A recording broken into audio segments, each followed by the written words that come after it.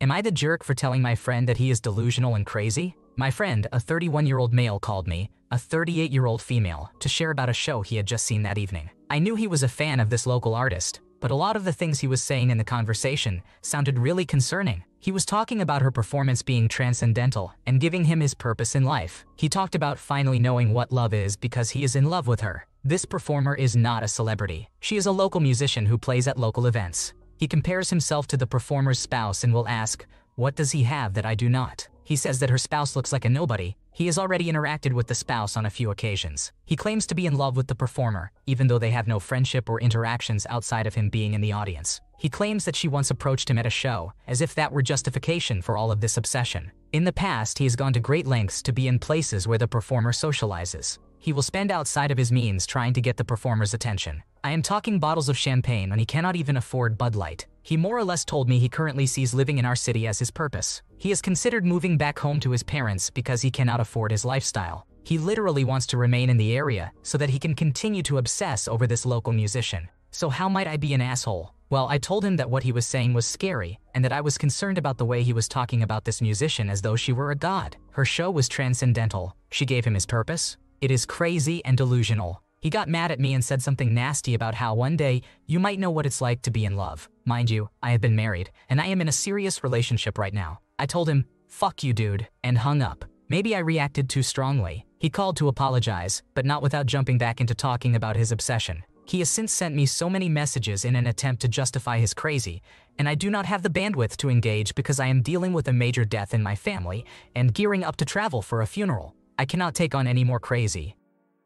You are not the bad guy in this situation. His behavior is delusional and troubling, and his idea of love is one-sided and stalkerish. It's clear this is obsession, not love, and someone needed to say something. If he doesn't listen to you and see that he is borderline criminal, consider blocking him and warning the performer about his obsession. Would I be the a-hole if I didn't give my classmate a gift after they helped me all year? I am a Master of Fine Arts student getting ready to head home for the summer, and I want to give gifts to some of my classmates. These classmates are people who have workshopped my writing all year and whose work I have workshopped in return. One of those classmates is Heather, but after the way Heather has treated me these last few weeks, I am not sure if I should give her a gift anymore. Heather has been workshopping with me and a group of 5 others outside of class since September 2023. She is very harsh in her feedback, but I found it to be very useful because sugarcoating is not going to help me grow as a writer.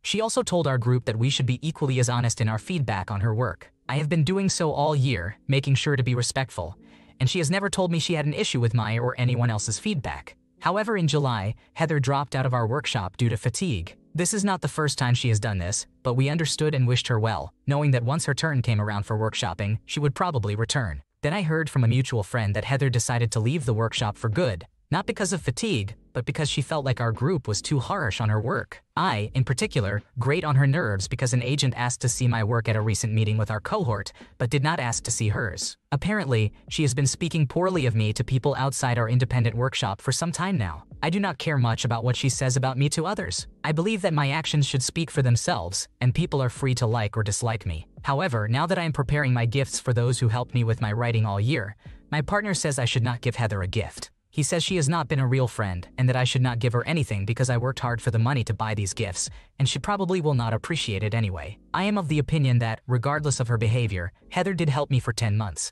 so the gift is meant to show my appreciation for her feedback, not her friendship, or lack thereof. Yet I cannot say that I am not hurt by her treatment of me. Would I be an asshole if I did not give her a gift? You behaved properly, whether you give her a gift or not. You are not obligated to give anyone a gift, especially if they don't like you and badmouth you to others. Why reward that behavior? You owe her nothing, so follow your plan and show gratitude to those who deserve it. Aita for telling my partner that they weren't there for me and it took their friend to help me. The other day my boyfriend, 2 of his friends, a couple, and I went out together. We ended up in a sketchy after-hour club. I was standing behind my boyfriend, holding hands with him while he was chatting with other people when a guy approached me. I told him that I have a boyfriend and wasn't interested in talking, but he was still persistent, making me uncomfortable. I decided to get my boyfriend's help and pulled his arm to get his attention. To my surprise, he slightly shook my hand off. I didn't have time to react before his friend asked me if I was okay and pulled me aside. I was surprised by my boyfriend's reaction because he had always been protective of me in clubs, knowing that I'm not familiar with the environment and that I'm small and an easy target. As I kept thinking about it, I got more and more upset because I couldn't understand his action, especially in this shady club. Later, when we were outside the club alone, I told him, "You weren't there for me. There was a guy harassing me, and your friend had to come and help me. This clearly upset him, and he started asking me what I was talking about and what guy. When I explained the situation, he told me I probably didn't do enough to notify him because he didn't know about it. He also said I probably secretly liked the attention and entertained the guy until it got out of my control. He told me I was being disrespectful by bringing his friend into it and comparing the two of them. He said it was nothing to praise his friend about because they are friends, and he would do the same for the friend's girlfriend if she needed help. Later, when he saw the friend's girlfriend dealing with 3 guys while her boyfriend was on the phone, he loudly told me that he would want a girlfriend like that, someone who could handle men. I was upset by this and later brought it up during a serious conversation. He told me he only did that to show me how comparing him to his friend felt. The fact that I was obviously upset by his comment made me think that I might be wrong for saying that about his friend. Am I the asshole for telling my boyfriend he wasn't there for me when a guy was harassing me, and it took his friend to help me? Nothing you have done here makes me think you are the jerk. Your boyfriend ignored you when you needed him, and then turned it around and accused you of liking the attention. His comments were really shitty and he's not worth it. After all of that, it's clear he should become your ex. Am I the jerk for letting my child stay overnight at my in-laws first? My parents have a history of being jealous. Upon meeting my mother-in-law, my mother told her in reference to future grandchildren, "I don't share. You already have grandchildren." When my daughter was born, my mother was the one who watched her while I worked. In fact, for all of her life, my parents have seen her twice as much as my in-laws, but they refused to believe this. Last Grandparents' Day, I was 8 months pregnant. We had a lot going on, and we didn't celebrate the day with anyone. Later that week, my mother interrogated my 3-year-old daughter about what she had done over the weekend. My daughter mentioned her other grandparents, even though she had actually seen them 2 weeks prior, and not on Grandparents' Day. My mother believed this and confronted me, accusing me of spending the day with my husband's family and ignoring them. A fight ensued. She profusely apologized and explained that she has many health issues, is worried about dying, and just wants to spend as much time with her granddaughter as possible. I understood this and accepted her apology. I apologized for not acknowledging Grandparents' Day, and I thought that was the end of it.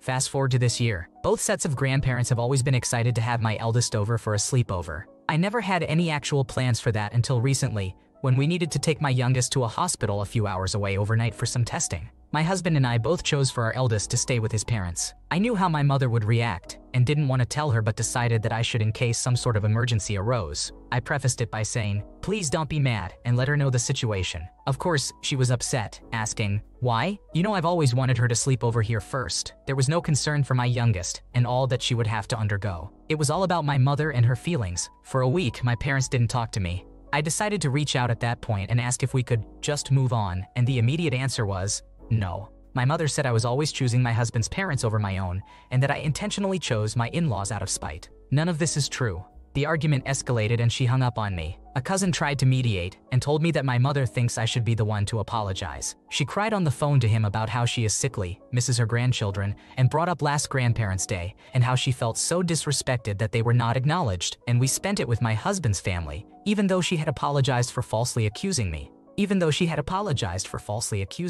My husband has always been aware of how much more time they get to spend with the children. Being accused of the opposite is maddening to him. So, am I the asshole for letting my daughter stay overnight at her other grandparents' house? Should I reach out again to move on? You behaved properly. Your mother is absolutely ridiculous, and her behavior is beyond manipulative. It's time to put your foot down with well-defined consequences. If she complains or compares herself to the in-laws, she should get an automatic timeout. Your responsibilities are to take care of your children, your spouse, and yourself, not to appease your parents. Am I the jerk for telling my parents to give my siblings their blessing to change their names? Crazy title. Let me explain. My parents had my 3 siblings before me. I am a 17-year-old male and am the youngest by several years. By the time I was born, my parents had gotten over the pressure from family to name us all family names. They gave me a name they loved and wanted to give a child. My siblings all got family names, older ones really. On top of me being younger by several years and disrupting the household, there was a lot of jealousy over the fact I did not get a name other people considered to be a grandparent name, which all my siblings had. The digs I get over the name from my siblings have been a lot. We are not close. They resent me. I think being born is something they could have forgiven me for, but they really hate their names and resent the fact mine is not as dated. Yes, I know dated is a subjective thing, but to them and to the people they went to school with and interacted with, their names were dated. However, they keep the names because they know my parents chose them to make their families happy, and they want to make our parents happy. So there is this tension around it, but I get the blame instead of our parents. Recently, I learned my brother has been going by a different name with friends and coworkers, but he keeps it from the family. He likes it more. He did not like knowing I had learned it. He said I would never understand. This is true. Our extended family always hated my name, but I always liked it and so did our parents. My siblings never had that. I suspect my sisters might be doing the same, but I do not know for sure. I decided to talk to my parents. I told them we all knew they chose my name differently from my siblings' names and actually liked mine versus tolerated the names they gave my siblings. I told them it had not helped our family dynamics at all. While I understood they were older when they had me and more secure, so felt more capable of doing what they wanted versus caving to family pressure, I thought they should be aware that it could help a lot if they gave my siblings their blessing to change their names. They looked shocked and called me out for being so demanding about it. I told them they had their years of doing what their families wanted, and they could help their 3 older children by reassuring them that changing their names will not upset them or make them disown them or something. My parents said I was interfering in something that really was not my place, and I should not talk to them like I had. Am I the asshole? The way the siblings have treated OP is not fair, and directing their unhappiness over their names towards OP makes no sense whatsoever. OP had no say in what the parents named everyone, so being mean to OP because he got a better name is just misplaced resentment. It is natural for OP to want to fix things, but it is actually the parents' responsibility to address this issue. While OP has done what can be done by bringing the issue to the parents' attention, it's up to the parents and siblings now to actively make changes and mend the family dynamics. Am I the jerk for revealing my sibling's ex's narcissistic tendencies to her current partner? My brother Zane, who is 32 years old, was briefly married to Amber, who is 33 years old. They met and married during COVID-19 and separated and divorced shortly after. Amber has made my brother's life a living hell and has displayed numerous narcissistic traits, not only in their relationship, but also in her daily conduct with friends and strangers. Amber revealed to our parents, without being prompted and for no apparent reason, that we both drink alcohol. This caused trouble within our family as they are practicing Muslims. It is important to highlight that by then, the relationship had been going quite fine. Amber asked Zane to take off his expensive-looking watch before entering a seamstress shop. She receives beneficial prices as she made the seamstress believe that she is in financial trouble, which is not the case. She easily earns double, if not more, of the seamstress's salary. This is only one example of how she uses people's kindness for her benefit. When Zane decided to leave her, she spread lies among his friends and even co-workers. Luckily, this didn't cost him his job. She also caused him legal troubles, not only divorce proceedings, for which he had to get a lawyer and pay a fortune. She implicated our parents, who live in another country, and tried to make them believe that Zane was psychologically unstable, which caused them immense worries. Our father has heart problems and should therefore avoid extreme stress, which Amber knows. Now we come to my actual "am I the asshole" issue. I recently learned that a good friend of mine, Laura, knows Amber's new boyfriend, Sullian. He is 4 to 5 years younger than her and described by Laura as innocent. Laura didn't know about the abuse that occurred during my brother's marriage, so after some reflection, I decided to share the whole story with her. She was shocked and plans to figure out how to speak to Salim and reveal the past abuse to him.